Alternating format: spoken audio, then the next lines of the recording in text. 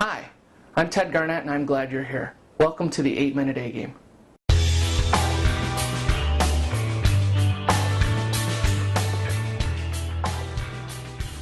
In each edition, we'll deal with concepts, thought leadership, process, and most importantly, practical tools that you can use. I promise you straight talk, truth in management, and direct challenges at a level that's rare from consultants these days. Why? Because I'm interested in your success. It's that simple. Even if it's painful, I promise we'll help you to make it profitable for your organization.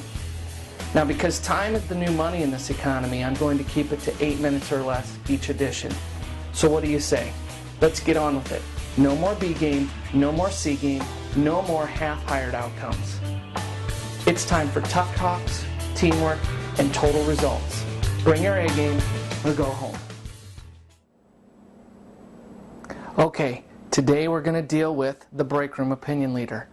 Now, to review, if you've watched the first couple sessions, you've already defined for yourself what the A game is, and you've established that you're going to bring your A game as a leader every day, day in and day out, so that it becomes the standard in your organization. You've identified what half-hired means and that it's not an option. We talked about this in the last edition called half-hired. You're not going to allow attitude to be optional. You're going to make it clear and set the expectation that we are paying you a full salary. You said you wanted the job. You're ready to come to work and bring your A game, and that's what we expect, nothing less. Now listen, people can have a bad day once in a while. You know, if you're going through a nasty divorce, if you just found out you have cancer, I'm not talking about being inhuman. People have those days or those weeks occasionally. What I'm talking about is the people that have them weekly. They have a bad week every week. This just doesn't work. We need to help them understand that they are being paid to bring their attitude, their skills, and every discipline to bear at the A level, not the B or the C level. And there needs to be accountability for that. So let's talk about it a little bit. Here's the deal. When I ask organizations and CEOs, do you have a break room opinion leader? Do you have somebody who's tearing down the organization? They've complained about this, or they hate the weather outside, or they've got childcare issues, or whatever. I find that we do have a lot of break room opinion leaders, and when I ask them, how long have you lost sleep over these people? Because remember, they're typically competent, very strong technical competency in these people. How long have you lost sleep? How long have you waited before you've done anything about these people? You know what I hear on average? 7 years. 7 years we've dealt with this break room opinion leader. So let's break the organization down into 4 quadrants. You've got quadrant 1, where people are very high technical skill and very high in attitude. We'll call it superstar. Okay? Quadrant 2, we know what's going on with quadrant 1 people. They're awesome. Quadrant 2 are people that have high technical skills, but not the greatest attitude. These are our break room opinion leaders. We'll come back to them in a second. People on the bottom left-hand part of the quadrant would have high attitude, but low technical skills. We hired a welder who just isn't good at welding, but they're for the company. They're solution-oriented. They bring their A game as much as they can from an attitude standpoint. They just can't quite do the technical side of the job. And then quadrant 4 on the bottom right-hand side would be people who have low technical skills and have low attitude. We typically don't have a problem figuring out what to do with them. They're bad attitude, they're bad apple, and they can't weld. They can't do the job. We're going to probably get rid of them pretty quickly. Most supervisors don't have a problem with this. But quadrant 3, if we can do what? Train that group. If we can train them on competency, make them a welder, they already have the attitude, where do they move? Quadrant 1, right? They're superstars. This is a good deal for us. Now, the one we're worried about today is quadrant 2. They're great technically, best welder in a 3-state area, but they have terrible attitude, or they're tearing us down. They're always complaining about something. Okay? So here's the process. Step 1, we've already set the expectation that attitude's not optional. You're not half-hired. We're paying you a full check. We expect you to bring your attitude. Step 1 is bring them in, set them up for success. Explain to them, look, Ted, you're the greatest welder in the 3-state area. We really appreciate what you do. We want you to be successful here. You're a great part of the team, and you need to be supportive of the team. If you have concerns, if you have an issue, if you have a complaint, you need to come in here and talk to me about it. Not out there where you're tearing down the team. Bring solutions. Maybe there isn't a solution. So by you trying to think of solutions, if you can't come up with one, maybe there isn't one. Maybe there isn't a solution, and this is good for them to learn. Now let's go through what we need to do about this. First of all, we need to coach them. Second, set a time frame.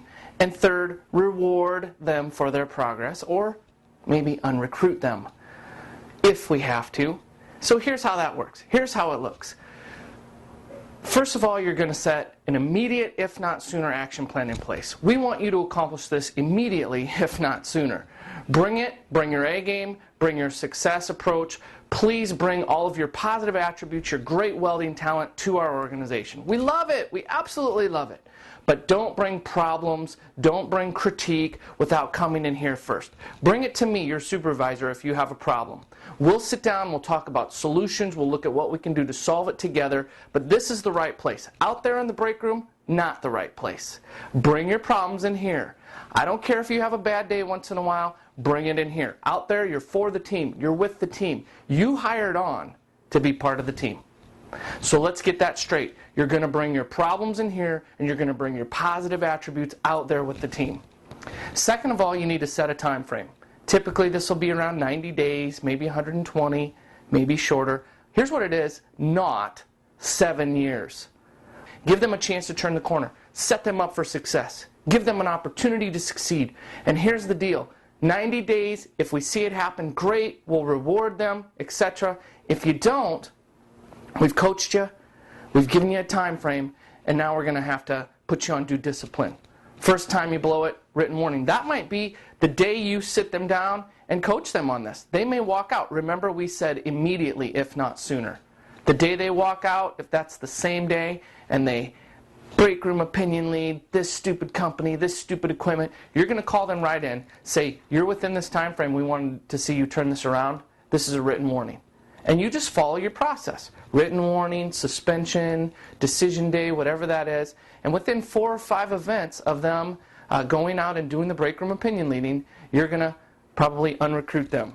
Or as I like to say, promote them to your best competitor. Because we'd love it if they would go tear down their break room at the tune of $250,000 a year. We'd love that. So set them up for success. I've found about 1 out of 10 will actually turn the corner. They'll all kind of put on a good show for a little while, test and see if it's for real, be on their best behavior for a couple weeks, and then they'll go back to their break room opinion leading. This is just common. So if they don't turn the corner, we're going to put them on due discipline, we're going to set them up for success, reward them if they turn corners, encourage them when they make progress. Because listen, if these break room opinion leaders make it around the corner, they become superstars. This is what we want. They're already technically competent. That's awesome. Let's get them to have the right attitude, and we'll have a superstar. 9 out of 10 probably won't make that corner. And then we're going to have to unrecruit them, promote them to our biggest competitor down the street. This action plan will play into your return on investment as an organization.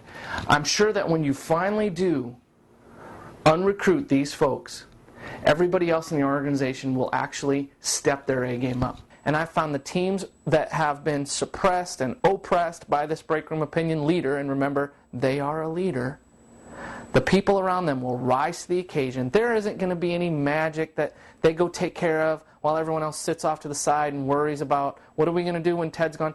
They come to the table, they figure it out, they're creative, and they get solutions, and their whole game rises, and they'll thank you for it. Put them on an action plan, not 7 years, a month, 2, 3 months. Turn the corner or not, and move on with it. That would be the best approach that we've seen time in and time out for dealing with the break room opinion leader. There you have it. Next time, we're going to talk about the metric that drives everything else. Operations, finance, sales. You look at all those metrics, this metric drives them all. This is the mother load metric.